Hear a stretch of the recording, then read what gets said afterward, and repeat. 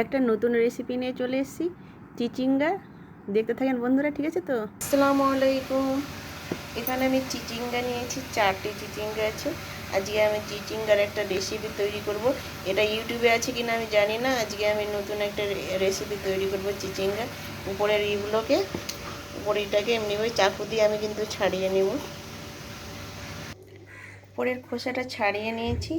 এবার আমি চিচিঙ্গাগুলো কাটবো।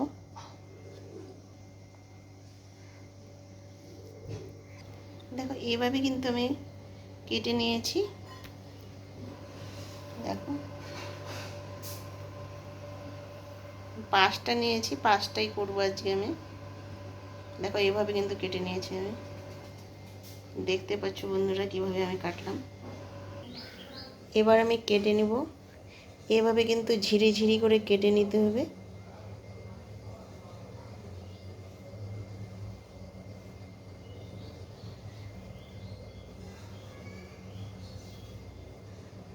এভাবে কেটে নিলাম, এভাবে কেটে নিব।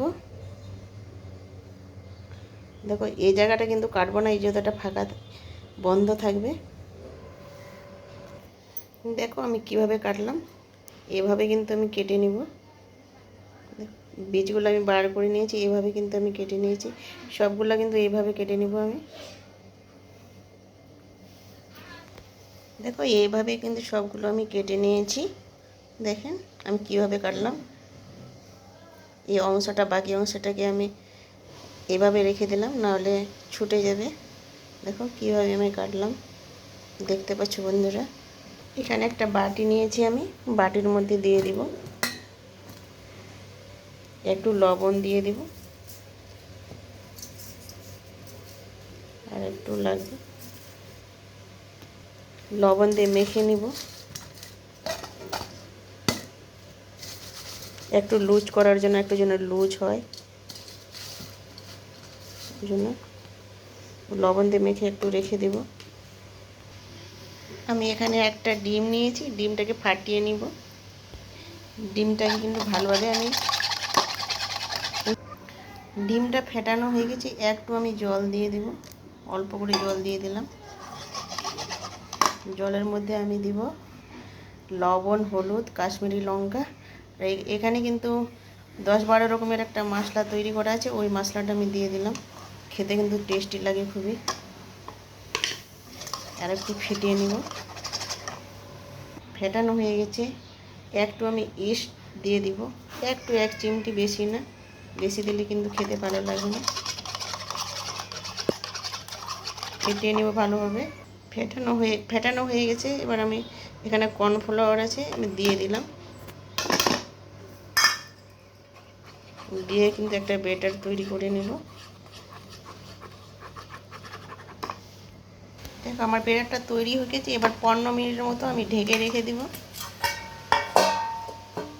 রেখে দিয়েছিলাম। এখানে কিন্তু আমি শুধু লবণ মাখিয়ে রেখেছি। দেখো অনেকটা জল বার হয়ে গেছে। এখানে কিন্তু আমি জল দিইনি, আরও অনেকটা কিন্তু দেখো লুজও হয়ে গেছে, সুন্দরভাবে হয়ে গেছে কিন্তু। এবার আমি ধুয়ে পরিষ্কার করে নেব। আমি ধুয়ে পরিষ্কার করে নিয়েছি। এবার জলটা ঝরিয়ে নিতে হবে। এখানে আমি প্লাস্টিকের ঝুড়ি নিয়েছি, প্লাস্টিকের ঝুড়িতে আমি জলটাকে ঝরিয়ে নিব। এবার একটা প্লেটে নিয়ে নিব। আমি প্লেটে নিয়ে নিয়েছি, একটা কাপড় নিয়েছি। কাপড়ের সাহায্যে কিন্তু আমি জলটাকে আলতো হাতে কিন্তু মুছে নিতে হবে, একটু যেন জল না থাকে। এভাবে কিন্তু মুছে নেব। আমি কিন্তু চিপে চিপে জলটাকে ভালোভাবে কিন্তু মুছে নিয়েছি। দেখো জলটাকে বার করে নিয়েছি, কত লুজও হয়ে গেছে। এখানে আমি কর্নফ্লাওয়ার নিয়েছি, কর্নফ্লাওয়ারের মধ্যে দিয়ে মাখিয়ে নিতে হবে। সবগুলোকে মাখিয়ে নেব।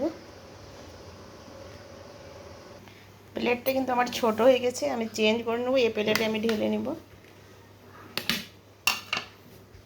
দেখো সবগুলো মাখা হয়ে গেছে।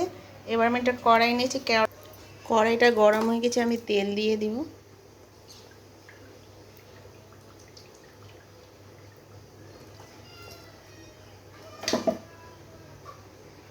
যেটা ব্যাটার তৈরি করেছিলাম ওটাকে একটু আরও ফেটিয়ে নিব। খুব পাতলাও না, খুব গাঢ়ও না। তেলটা গরম হয়ে গেছে, এবার আমি একটা করে বেটারের মধ্যে ডুবিয়ে ডুবিয়ে এভাবে কিন্তু ডুবিয়ে নিব।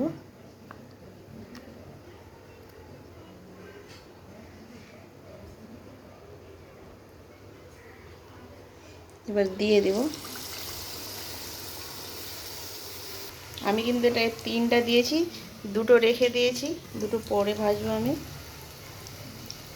এখানে কিন্তু মিডিয়াম আছে, কিন্তু যা করতে হবে, তৈরি করতে হবে। আমার কিন্তু ভাজা হয়ে গেছে, এবার তুলে নেবে। কত সুন্দর হয়েছে দেখেন, মনে হচ্ছে না আমি চিচিঙ্গার করলাম। অনেকে কিন্তু পটলের করে, আমি চিচিঙ্গার করে দেখালাম আজকে আমি। সুন্দর হয়েছে না?